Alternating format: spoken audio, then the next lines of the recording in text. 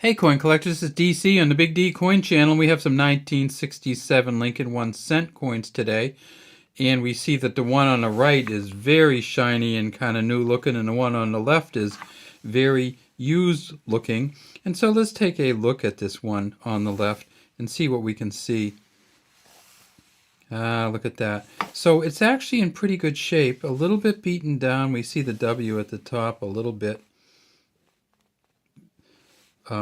Smoothed out a little bit. The Liberty here, pretty good. The 1967 here, pretty good.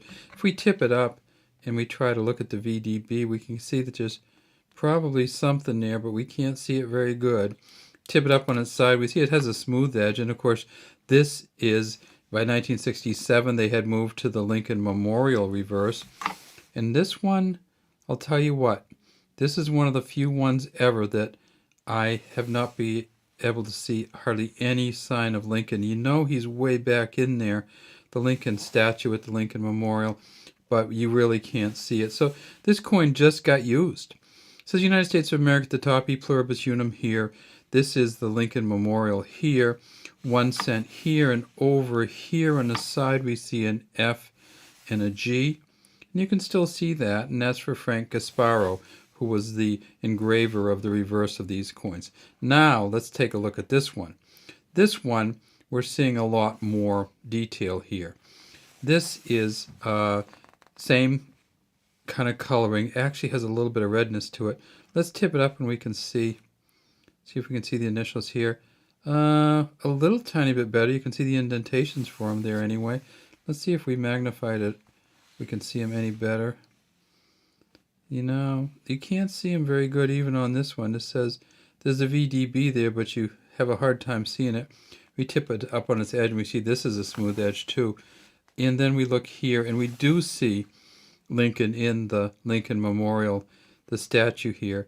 And it turns out that these coins, that's a much better view. You can actually really see the statue in there if we tip it just right. Looks like he's floating at some point here. And this is not the year that they had a floating roof, by the way. It says United States of America. The Frank Gasparo is really nice. We can see some little dings and some little stuff coming through here. Remember, this is a 95% copper, 5% zinc coin, a bronze coin. Quite different from the newer zinc-based coins. In 1967, they did not have mint marks. It was one of the 3 no mint mark years, 65, 66, and 67.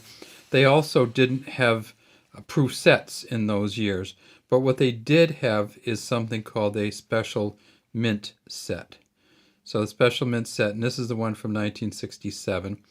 The special mint sets from 1966, 1965, 1966 were not great quality, just in terms of how they treated the coins. They look better than a general circulation coin in most cases, but just not great in terms of quality. And we're actually going to take this one right out of the case, and I'll show you. And what you do to take it out of the case is, actually these ones sometimes come apart right on the edge there. So we just run our thumbnail or fingernail around the edge and it'll just pop right off. Let me kind of move this over a little bit. Take the penny out. I'm going to put it right on top. Now you can see that this is quite different from a circulating one.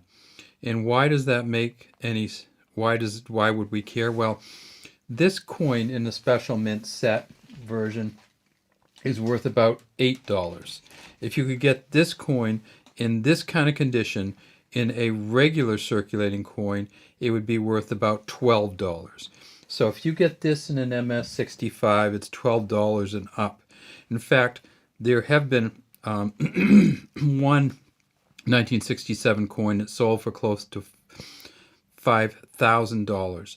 If it has a reddish color, if it is regular circulation and is MS-67, and that's about as high as these go. I haven't seen an MS-68, but there was one that sold at auction, very brilliant red coin, and that sold for about $5,000. This coin from the special mint set, we tip it up, and we can see much better the initials here, the VDB. And I think one of the things that they talk about in the 1967 special mint sets is they used a higher form of polish, and they made a much smoother coin, and they made much better dies. And so you can really see that on the SMS special mint sets from 1967. There's also something else you can see on this coin if you hold it just right, and that is this one here, I'm sorry, is that the rim separated just a little bit there. So look at the rim on the special mint set coin. See how flat it is and how it works. Look at the rim on this coin. You actually can see a little bit of separation. This is because the die didn't hit it quite right. These kind of errors, if you want to call them that, or mint stamping, so really a technical error, does not add much value to the coin. But I always, if you find one and it's in good condition and you can find one with a little bit extra on it like this, I will always save them out, because it's just kind of fun to see some of the differences in the stamping process. All right, so what's this coin worth? Well, this coin in this condition, I don't know what it is, maybe MS63 or so. This might be worth $1 to $2 just because it is has a little line there. It's in really good shape for a circulating coin, but it's not worth much. How many did they make in 1967? Well, in 1967 they made 3 billion. And again, no mint marks, no S's, no P's, no D's. 3 billion of these pennies in 1967, and they made 1.8 million of these special mint sets. So there's a lot of them out there. They're not very rare. They are great to collect just because they are nice coins, but you are not going to get rich on the 1967 Lincoln 1-cent coin unless you get it in this kind of shape, way better than this kind of shape, essentially, unless you get it in the special mint set kind of shape, and it's dark red, but it's a circulating coin. All right, that's all we have today from DC on the Big D Coin channel. And we'd love to have you subscribe to the Big D Coin channel and leave any comments you might have in the comments section.